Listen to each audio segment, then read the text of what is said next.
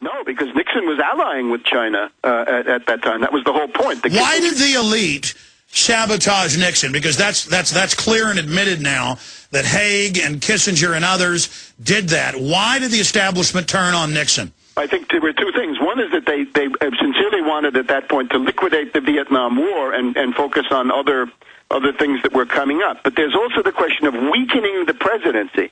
With Nixon, it sounds bombastic and theatrical in retrospect, but there were these aspects of an imperial presidency, right? Nixon wanted to be an authoritarian. He wanted to have a strong presidency, and this was exactly what the oligarchy didn't want. Think of it. The Washington Post is really the house organ of the Federal Reserve System. The Washington Post was founded by Eugene Meyer, who was a refugee from the Federal Reserve. He hated Roosevelt. He disagreed with Roosevelt's economic policies, and he set the Washington Post up as the paper that he bought in the Capitol here to be an anti-Roosevelt and then later anti-presidential, anti-government in that sense organ. So the Washington Post always stands for a weak presidency and ultimately for a strong Federal Reserve. So I think the idea was permanently weaken the president with the Watergate coup, and they succeeded because they look at the people after that, Ford, Carter, really very, very weak presidents. All right, stay there. Let's get into Iran and the war clouds, storm clouds forming on that front, the economy, and false flag terror. Straight ahead with Webster Tarpley. I'm Alex Jones. Crashing through the lies and disinformation. It's Alex Jones on the GCN Radio Network. You have found it, the front lines of the info war, the tip of the spear. We're here 6 days a week, Sundays 4 to 6 p.m. Central, and of course kicking off weekdays at 11 a.m. Central. Here's the headline from 2 weeks ago, and I keep making a big deal out of this because it's so important.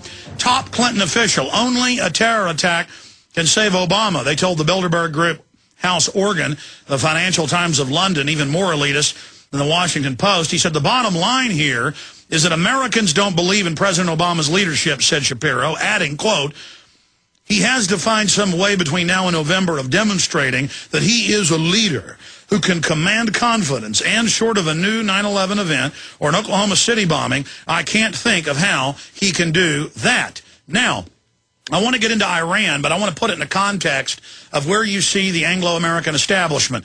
Every time I say that, I get emails saying, don't bash white people. It has nothing to do with white people. It means the U.S., British, Dutch power arm. That's what they call it themselves, the heart of the global banking cartel. At a key point of announcing world government, global carbon taxes, Malthusian initiatives, the world is now awakening to them. I would, from my basic forecast, say that they're in deep trouble. They admit they're in deep trouble. They're panicking. They're saying they want to shut down freedom on the web because we are devastating them. So, Webster, in context, Iran, as a false flag event itself, using a Strait of Hormuz event to launch that, how does that tie into other false flags? Looking into your historical crystal ball, what is the state of the geopolitical jockeying right now? Well, let me start with the desperation of the Anglo-American ruling class. In other words, the bankers of the City of London and the bankers of Wall Street, along with some of these other places that you've mentioned. They are desperate because we have a world economic depression, right? We have this mass of $1.5 quadrillion of toxic kited derivatives which are insolvent, can't be paid. And these are the forces of depression. Now, the main project that the London, New York people had in the past 8, 10, 12 months was to try to unload those forces of depression against Europe. And this was the big hedge fund attack on Greece, Spain, Portugal. It was a concerted, conspiratorial event, right, written up on the front page of the Wall Street Journal, with various hedge funds, including Soros, including SAC, including Einhorn of Greenlight Capital, including Paulson and Company, and others. And the idea was you could get a crisis going against the euro, and I think the goal of that was to have a panic flight, an actual collapse of the euro, where we would lose 1/3 or 1/2 or maybe more of its value in just a few days, to have that in May sometime. The big lesson is that it has not worked. So far, the euro is holding relatively steady. The Europeans have done this phony bank stress test. The Europeans now think that they can survive, and that leaves these forces of depression are going to go somewhere. And they can go towards London, they could go towards Tokyo, I suppose, or they could go towards China. I don't think that's very likely. The likely targets are, once again, London and New York. And if it goes towards London, remember there's that euro-dollar market sitting in London. So if London goes down, the dollar begins to go down very rapidly. And we've already seen that starting, but let me stop you for a moment. From your research, what are the power fissures? Because to have Merkel come out 3 months ago, during the start of this, and say criminal banks are doing this by design, and to have these big brokerage firms admit they were doing it, Europe supposedly allied with this whole New World Order. So this does look like desperation, that the vampires are now trying to feed on their own brethren, vampires. Yes, well, of course, they always do that, right? It's always beggar my neighbor, export the depression to the next guy, and if you can hang on longer, you can feast on his flesh. And the big thing that the Germans did was the banning of the naked credit default swaps and the banning of many kinds of naked sales of short sales of stock. But now, if you can't save the dollar from a crash in the next 6 to 12 months, say, by dumping all of that into Europe and then essentially having a distressed merchandise sale in Europe and using that loot to prop up the dollar, what can you do? Well, this gets us back to 1973 and the oil crisis of that year, which was planned at the Bilderberger meeting in Saltsjöbaden, Sweden, where they had presentations about the effect of a 400% rise in the price of oil. And that gave rise to Henry Kissinger's Kippur War of October 1973 and a completely phony Arab oil boycott, which never interrupted supplies, but was used as a kind of a stunt, a public relations event to allow the brokers to bid up the spot prices in the various commodity markets for oil around the world.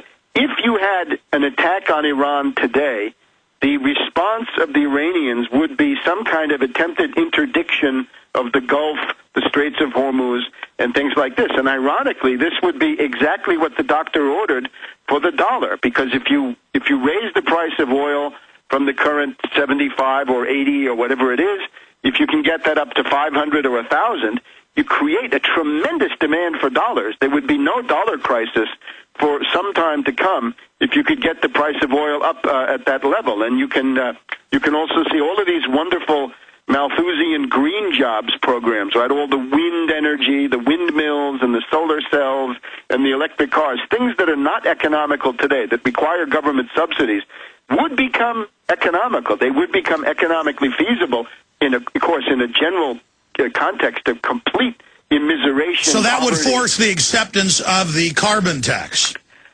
Well, at that point, you wouldn't even need a carbon tax because you'd be bringing it in through the price. In other words, all of the people who want the carbon tax are trying to raise the price of energy because they hate energy. They hate energy production. They hate industry. They hate technology, science, progress. And by the way, they say this. They want a post-industrial world because it's a finance system against true productivity and their entire Malthusian system. So it appears the only move they've got is A, attacking Iran and other nations, and B, staging domestic operations to try to stymie the populist movement that is voting out incumbents across the political spectrum. Yes, and above all, this idea of raising the price of oil, which would for them be a godsend. Now, there are a couple of other things that are going on.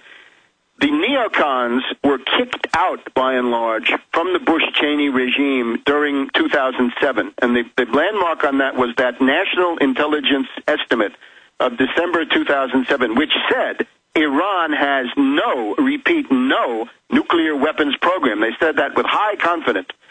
Now, that meant that Cheney, essentially, his goose was cooked. That was his last gasp, really, of getting the war going with Iran. Now, there's an attempt to come back and change that finding with a new National Intelligence estimate, which will, of course, now say, we think that Iran does have a nuclear weapons program. All kinds of signals on that coming from Mrs. Clinton, from Panetta, from Gates. The U.S. has actually been telling the other Perm 5 members at the United Nations that this will be coming very soon. And they even say they won't publish the NIE itself, but they'll publish the findings, which will simply be, believe us, trust us, Iran has a nuclear weapons program.